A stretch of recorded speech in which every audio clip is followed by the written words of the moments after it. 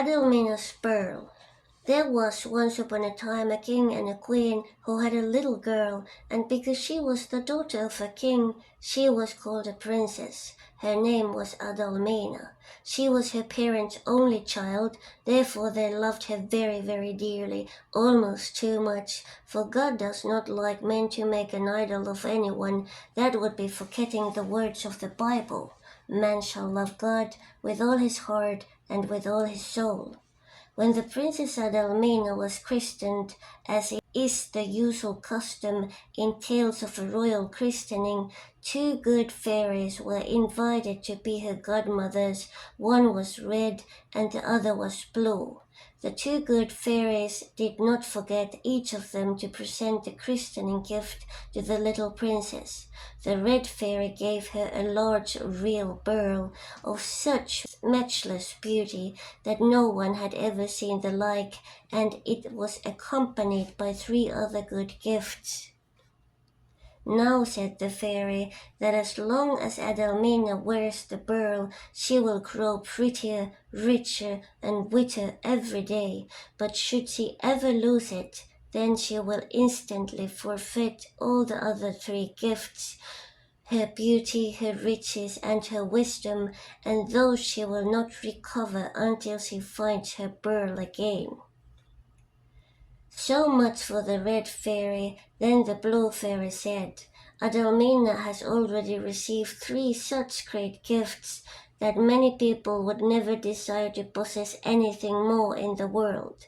Still, there yet remains a gift which is the best of all, and that I shall give to Adalmina, but only on one condition. So long as the princess possesses her pearl and its accompanying 3 gifts, mine will be of no value, but should she lose the pearl, her riches and her wisdom, then as a compensation she will receive from me the 4th gift, and that is a humble heart. There, that's a bargain. And forthwith the both fairies nodded farewell and disappeared like 2 white clouds in the blue summer sky. The king and the queen were much delighted.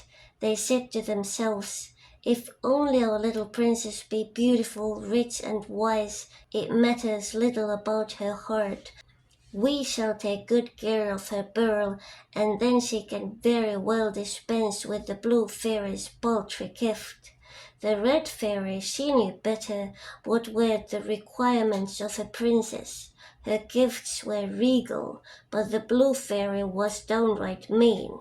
Anyone must admit that. She gave the dear child alms, just as one would throw a copper to a beggar girl in the road. Now the king had a gold crown made, which exactly fitted Adalmina's head, and at the same time was so constructed that as the princess grew bigger, the crown grew bigger too, and so always fitted her as well as when first made, but for everyone else it was either too big or too little. At the top of the crown was a point, and in the point the pearl was so firmly set that it could not possibly fall out. The crown was placed on Adalmina's head, and she always wore it. She wore it when she slept, and she wore it even when she ran about all over the palace. Her parents, the king and the queen, were so afraid of losing the pearl that everyone was strictly forbidden to allow the princess to pass the great gate between the royal garden and park, and besides, whenever she went out, she was always attended by 4 ladies in waiting and 4 gentlemen in waiting, who received strict orders to guard the princess and her pearl with the greatest care. They would not have dared to negligent, for the cruel red-clad executioner with his ugly beard and his horrible headsman's axe was not a man to be trifled with. So the princess grew up, and everything happened just as the red fairy had foretold. Adalmina became the most lovely princess that had ever been seen. Her eyes shone like two bright silver stars of a spring night. Wherever she went, she scattered sunshine, and all the flowers in the garden bent low before her and said, "You are more beautiful than we are ourselves." She became so rich, yes, so rich, that nothing but treasures surrounded her. The floor of her chamber was silver and mother of pearl, and the walls were one large looking-glass, and the roof was of gold, studded with diamonds. Oh, how they did shine in the lamplight! Adalmina ate of gold, slept upon gold, and was clad in gold. Indeed, had it been possible to feed upon gold, she would have done so, but that would have been rather hard to bite. She was so wonderfully clever that she could guess all the most difficult riddles and remember the longest lesson if she had but just looked at it. All the wise men in the kingdom came to put questions to the princess, and all agreed that one so clever and wise as Adalmina had never before been found in the world, and never would be found as long as the world lasted. Well, that was all very good. There is no harm in being pretty, rich, and wise. Only one must use these gifts as in God's sight, and therein lies the difficulty. The king and the queen thought, in the delight of their hearts, that the Princess Adalmina was the most perfect being in the whole earth. And the misfortune was that Adalmina soon began to think the same herself. When everyone was continually telling her that she was 1,000 times prettier and richer and wiser than the rest of mankind, she willingly believed it, and her heart got so puffed up that she looked down upon everyone else and considered even her own parents inferior of herself. Poor Adalmina, that was a big ugly blot on the brightness of her beauty. That was a great want in the midst of all her riches. That was, above all, the greatest folly in her wisdom. And thereby she nearly lost everything she possessed. For the older she grew, the happier she became, and along with pride most evil thoughts follow, so that she became ill-natured and hard-hearted, greedy and envious. When she saw a lovely flower in the garden, she hastily trampled it under her foot, for there must be no one lovelier than herself. When she met any other princess driving in a gilded coach, this annoyed her, for no one must be rich and grand save herself, and if she heard it said that another girl was quick and intelligent, Adalmina wept bitter tears of indignation, for why should anyone else be clever? Adalmina scolded all those who did not flatter her and do as she wished, but at the same time she despised those most who were the most submissive to her will. She was a tyrant whom everybody feared and no one loved. The king and queen were the only beings in the whole kingdom who did not resent the naughtiness of her conduct. One day when the princess was 15 years old, she went out walking in the royal gardens. When she reached the park gate, she wished to go beyond it, but found the gate locked, and no one would dare to open it against the strict commands of the king. The 4 gentlemen in waiting and the 4 ladies in waiting were in attendance, and for the first time they ventured to disobey the orders of the princess. Adalmina then got so very, very angry that the sunshine of her beauty was quite eclipsed. She struck her faithful attendants on their faces, she ran away from them and climbed over the gate. When they followed, she ran all the farther into the park, till at last not one of them was to be seen among the green trees. For the first time in her life, Adalmina now felt tired and thirsty, so she sat down to rest by a spring. She even condescended to stoop down and scoop up the water out of the spring with her dainty white hand, as other people have to do when there is no one to bow and offer them a glass of water upon a salver.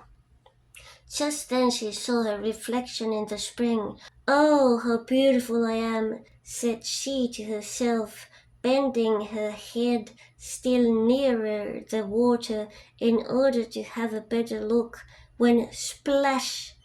There tumbled the golden crown and the pearl of Adalmina's head, and disappeared like an arrow into the rippling stream. Adalmina scarcely noticed it, so captivated she was with her own loveliness. But what happened? Scarcely had the water become still and clear again than Adalmina saw quite another image of herself. She no longer saw the exquisitely beautiful princess in her golden robes, with jewels in her hair and earrings of sparkling diamonds. She only saw a poor, ugly, bare-headed little beggar girl with bare feet, tattered clothing, and unkempt locks. In an instant all her great wisdom vanished. She became as ignorant and stupid as the most untaught, and what was still more remarkable, she lost her memory so completely that she no longer recollected who she had been, where she had come from, and where she was going. She only dimly knew that some great change had taken place, and this idea so terrified her that she ran away from the spring deeper and deeper into the forest, without knowing whither her steps led her. As night drew on, the wolves began to howl in the forest. This frightened Adalmina still more, and she ran further and further, till at last she saw the glimmering of a light. When she reached it, she found it proceeded from a little cottage, and in this cottage there lived a poor old woman. "Poor child," said the old woman, "where do you come from at this late hour?" But Adalmina could not answer. She did not know who she was, nor where her parents lived. The old woman thought this to be very strange, but she took pity on her and said, "Since you are so poor and lonely in the wide world, you may come and live with me. I am just requiring someone to herd my goats in the forest." "This you may do, child, if you are kind and helpful, and content to live on bread and water, with a little goat's milk sometimes for a treat." Adalmina was quite satisfied with this arrangement, and kissed the old woman's hand with grateful thanks. For without the princess being aware of it, the blue fairy had kept her word, and Adalmina was now the possessor of what was far better than beauty, riches, and wisdom, namely a good and humble heart. She was now much happier as she herded her goats, eating her scanty food, and sleeping on her hard bed of straw and moss. She was much better off too than before, for with a humble heart there follow many precious gifts, such as good conscience, calm contentment, peace, goodness, and love, wherever one may be in the world. Wherever Adalmina went, there was sunshine again around her, no longer shed from passing exterior charms, but from the silent light which shines around the good and gentle ones of the earth, whose souls beam with beauty, just as do the countenance of an angel's when they descend on their great white wings to the valleys of this world. There was a frightful commotion at the royal palace when the princess disappeared. There was nothing for it but that the poor ladies in waiting and the terror-stricken gentlemen in waiting should be thrown into a dark dungeon where neither sun nor moon shone upon them, and where the red-clad executioner with his ugly beard stood with his axe at the door. The grief of the king and the queen was inconsolable. They ordered all their subjects to wear mourning, and had it proclaimed in every church that whoever should find the Princess Adalmina, he should have her for his wife, and if he was not content with less, half the kingdom into the bargain. That was the custom in those days, as everyone knows. This was a handsome reward, and many princes and knights would have liked to gain it. For 3 long years they rode the wide world, summer and winter, without finding so much as even the heel of Adalmina's golden shoe.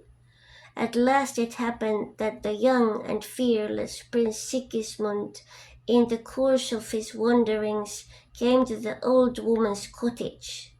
There she sat clad in mourning. To be sure, it was not of the finest, but at least it was black, and even the goats in the hillside were black and white. "For whom are you mourning, good mother?" asked the prince. "The king has ordered everyone to wear mourning for the lost princess," answered the old woman. "But she was no great loss, though she may have been beautiful and rich and wise. For folk say she had a broad heart, and that is the worst ill of all, and no one could think much of her in consequence." Just then Adalmina returned from the forest with her coach. The prince looked at her and could not understand how a girl who was so poor and ill-favored could stir his heart so strangely that he loved her almost before he had seen more than just the tip of her ear.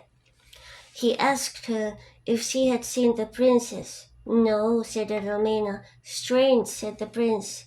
"For 3 long years have I thought of no one else but my little princess. Now I shall search for her no more. I shall build a castle here in the midst of the forest, and there will I live for the rest of my life." Said and done. The prince built himself a castle quite near to the spring where Adalmina had been transformed. One very hot day the prince was thirsty and knelt down to drink of the spring. "What can that be, shining so brightly down in the water?" said he to himself. "I must see what it is." The prince bent down, dipped his arm into the spring, and fished up a golden crown with a wonderfully beautiful real pearl on the top. Then something struck him. Can it be Adalmina's pearl?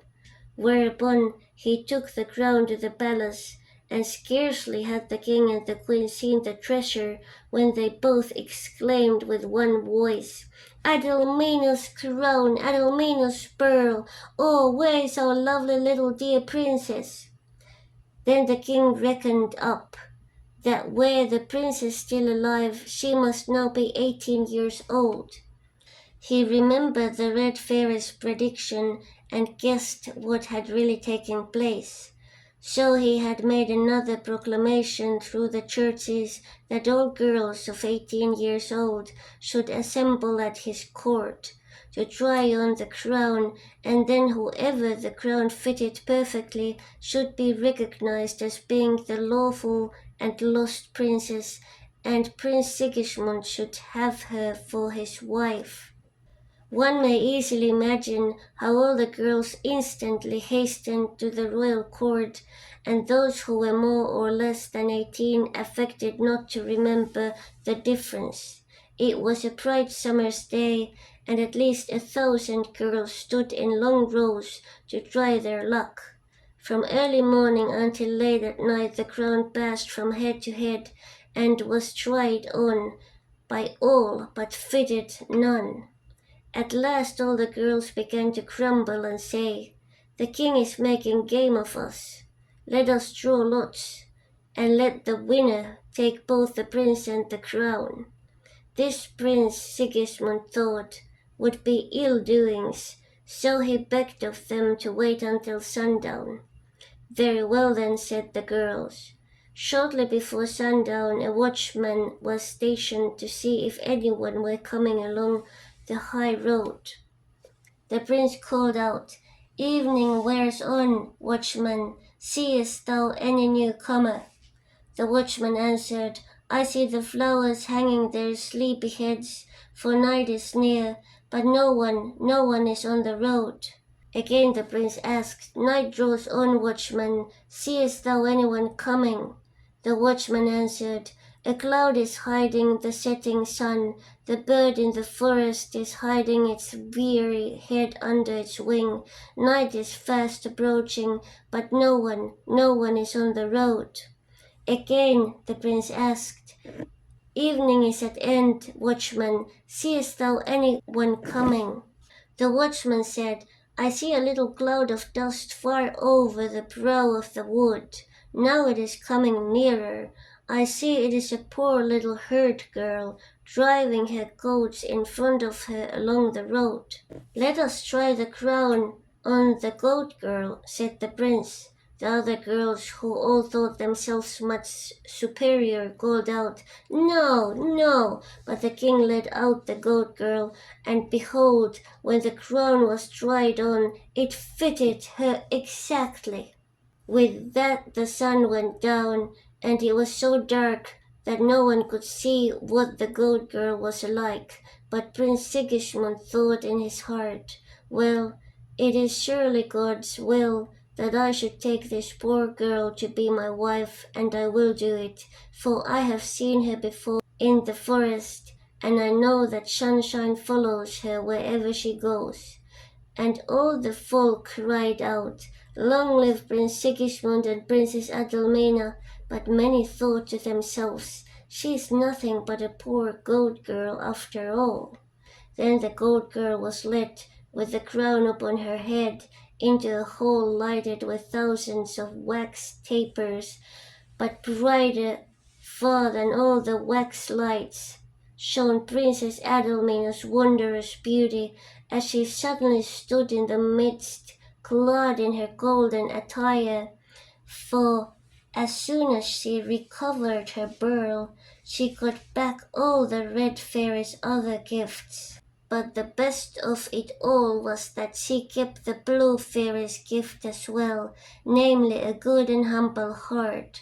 And as her memory returned, she remembered well what a cross little soul she had been, and how she had been changed, and how the poor and plain are happier in their peaceful conscience than the rich ones of earth in all their pride.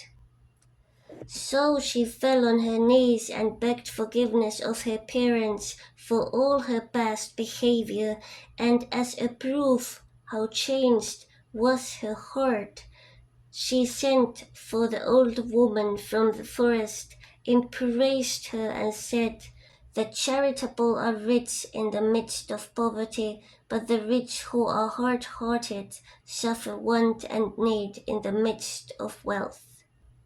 All who saw that could scarcely believe their eyes, but Prince Sigismund said, "I knew this was how it would turn out. Adalmina's pearl is beautiful, but much more is the beauty of a humble heart." The wedding was celebrated amid the greatest rejoicing at the royal court. The 4 gentlemen in waiting and the 4 ladies in waiting were released from the tower, and the red-clad executioner with the ugly beard hung his axe in a corner, and all called out over country and kingdom, "Beautiful indeed is Adalmina's pearl, but more beautiful still is a humble heart."